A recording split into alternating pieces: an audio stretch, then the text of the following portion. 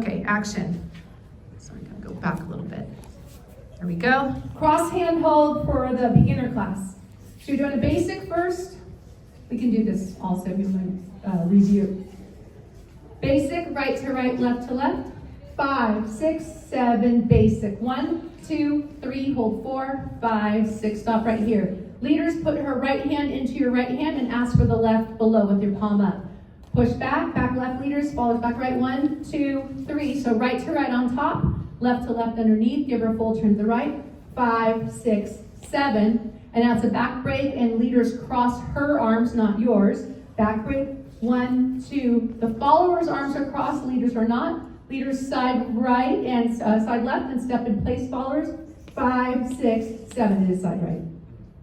Back left, side right. Cross body lead. 1, 2, 3, 5, 6, 7. Let's do that, no stopping. 5, 6, 7, basic. 1, 2, 3, and 5, 6, 7. Right to right, left to left.